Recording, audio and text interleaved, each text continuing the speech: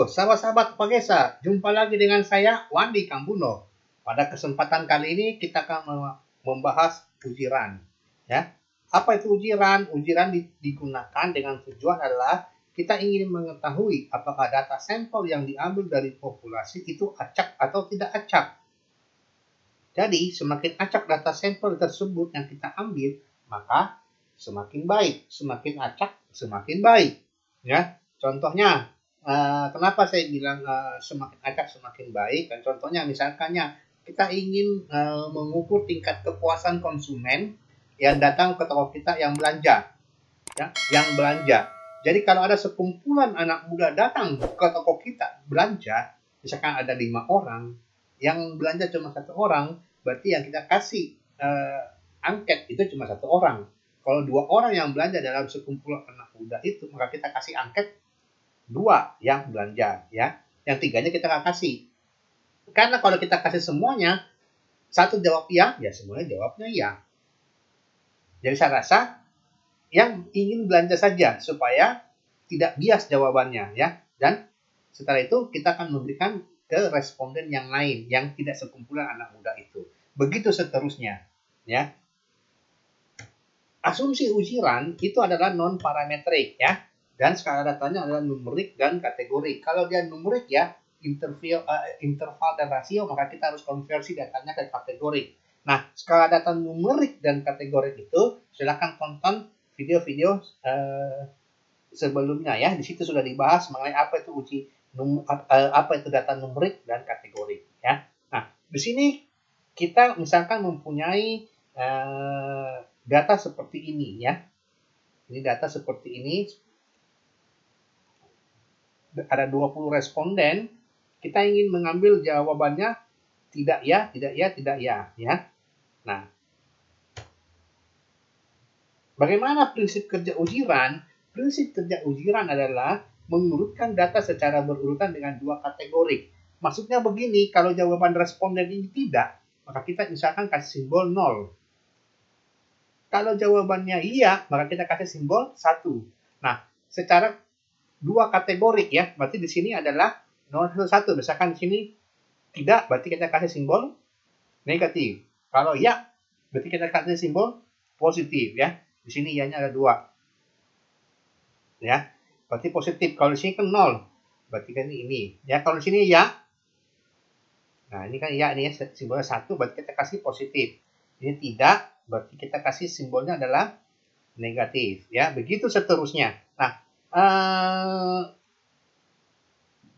prinsip kerja seperti ini biasanya kita menghitungnya secara manual. Tapi dalam video kali ini kita tidak membahas secara manual, tapi kita akan menggunakan uji SPSS ya seperti ini. Nah, sekarang kita masuk ke contoh soal. Misalkan ada seorang sales manager ingin mengetahui perilaku konsumen dalam membeli handphone baru atau dia membeli handphone bekas.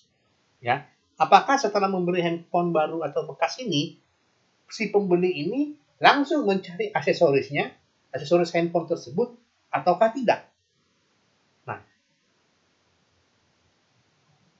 peneliti ini, sales manager ingin mengetahui apakah data yang diambil itu acak atau tidak acak.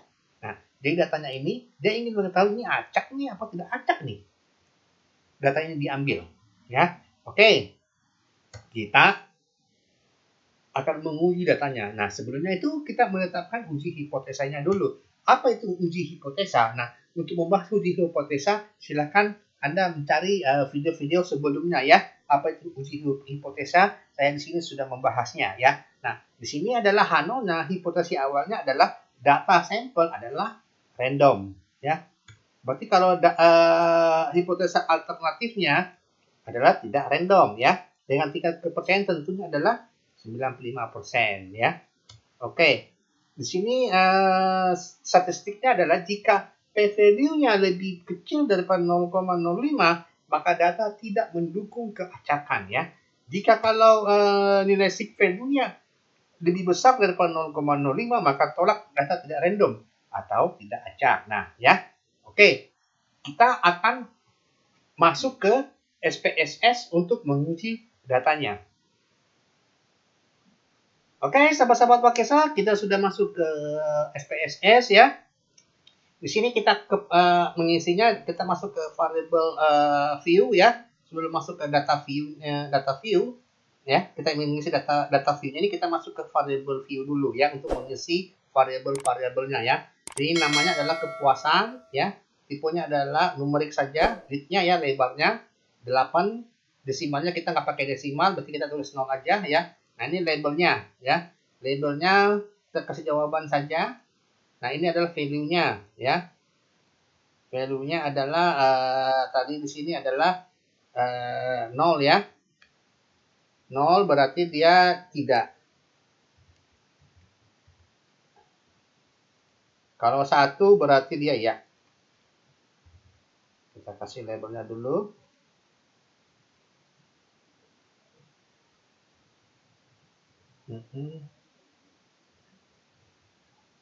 No berarti tidak ya.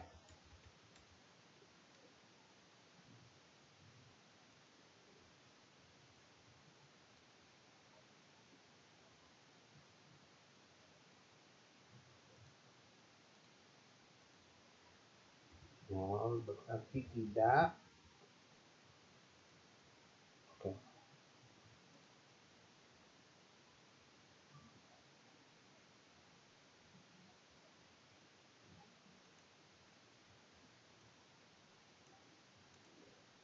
Kita hapus ini, clearkan.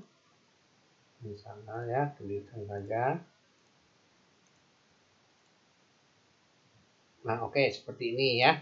Jadi kepuasan tipenya adalah numerik, bitnya 8, desimal tidak pakai 8, labelnya kita kasih jawaban. Ya, di sini value-nya kita kasih 1 tidak, 2 ini salah ya. Ini kita hapus saja. Berarti di sini adalah 0 adalah ya. Nah, tidak ya. Kalau 0 kan tidak. Kalau 1 berarti ya. Oke.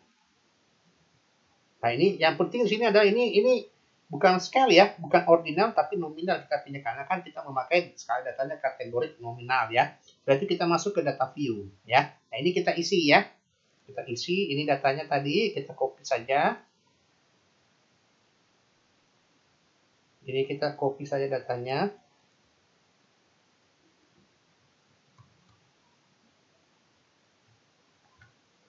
Kita masukkan ke sini.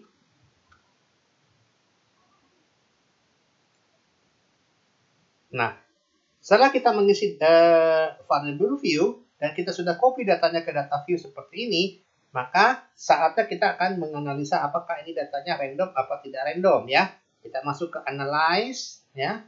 Terus kita masuk ke non-parametric test, kita masuk ke legacy dialog.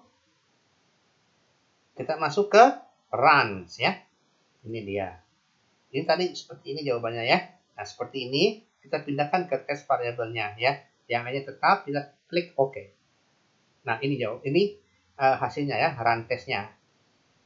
Baik, ini kita copy dulu ya. Kita copy. Sahabat-sahabat Wakesa, jadi sekarang kita sudah copy ya. Nah, di sini kan ada asintoknya adalah sig totalnya ya. Ini adalah 0,15. Nah, di sini kan kita tingkat kepercayaan ada 95% ya. Atau 95% ya. Atau alfanya adalah 0,05 ya. Karena di sini tidak disebutkan apakah uji pihak kiri atau uji pihak kanan. Maka di sini adalah uji kedua belah pihak. Maka 0,05 ini kita bagi 2 ya. Berarti 0,025 ya. Artinya begini ya. Nah, ini dia. Nah, ini di sini 0,025. Di sini juga 0,025 ya. Nah, karena di sini adalah asimptotnya adalah 16, maka 0,516 ini lebih besar daripada 0,025. Maka kesimpulannya gagal tolak H0 atau terima H0 atau data yang dari populasi sampelnya yang kita ambil adalah random. Baiklah, kita lanjut ke contoh soal berikutnya ya. Nah, di sini kita ada responden ya. Responden ini ada 20 responden, kita ambil datanya. Nah, ini datanya ini adalah seorang outlet manager ingin mengetahui tingkat kepuasan di outlet yang dikelolanya. Maka diambil data sebanyak 20 orang konsumen. Nah, sales manager ini sebelum mengetahui tingkat kepuasan di outlet yang dikelolanya, dia ingin mengetahui apakah sampelnya adalah random apa tidak random, ya. Jadi ini random atau tidak random ya. Ini hipotesa alternatifnya. Random apa tidak random ya, sama seperti biasa ya. Uji statistiknya ini ya. P value kita pakai P value saja ya. Karena kan kita pakai SPSS. Sekali lagi, untuk pengertian P value bisa cari video-video yang ada di channel Wandi Kambuno ya. Saya minta tolong please subscribe supaya saya semangat untuk membuat video-video yang lebih baik lagi. Oke?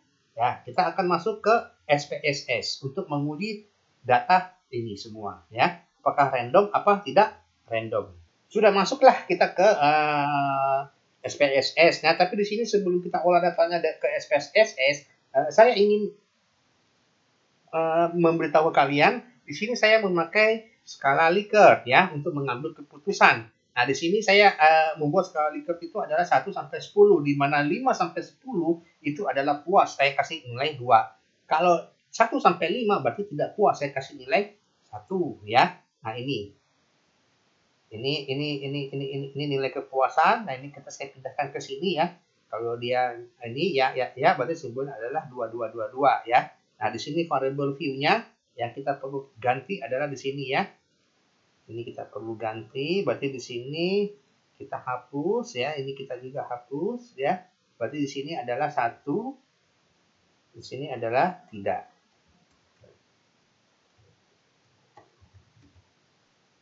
Di sini adalah 2, berarti dia puas ya atau iya. Oke. Kita lihat lagi, belum masuk ya.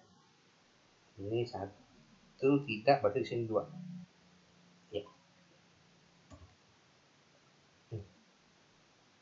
Oke. Ini tetap ya. Nah, ini jangan lupa di sini. Ini adalah nominal ya. Nominal. Ini maksudnya ini maksudnya adalah nominal. Bukan scale, bukan ordinal, tapi nominal ya. Karena kan sini ada 2 ya. Seperti yang tadi saya katakan. Maaf sebelumnya. Kalau dia interval atau rasio, berarti kita harus konversi ke kategori ya. Nah, oke. Ini data view-nya. Ini tinggal kita copy saja ya. Tinggal kita copy saja ya, mudah sekali ya kalau untuk memakai SPSS. Nah, ini kita copy, Ctrl C, ini kita pindahkan Ctrl V ya, seperti ini. Nah, setelah masuk ini kita akan menguji datanya. Tiba saatnya kita masuk ke analyze ya. Ini yang saya paling senang. Non parametric test, ini legacy dialog, terus kita uji, pilih run. Ini tadi di sini ya, saudara-saudara ya. Jadi kita pindahkan ke sini sahabat-sahabat Wagesa. Ini biarkan saja, kita tekan oke. Nah, ini datanya. Nah, ini kita copy dulu ya. Kita pindahkan. Sama seperti tadi, karena ini kan adalah uji 2 arah ya. Karena di sini tidak dibahas apakah ini uji pihak kiri atau uji pihak kanan. Maka di sini adalah uji 2 pihak ya. Jadi uji 2 pihak ke sini, ini ke sini ya. Berarti adalah 0,025 ya. Nah, di sini kan 0,314. Lebih besar daripada 0,025. Maka kesimpulannya gagal tolak H0 atau terima H0 atau data adalah random. Oke, sahabat-sahabat Wagesa, sampai di sini dulu. Sampai ketemu di pembahasan materi yang lain. Terima kasih.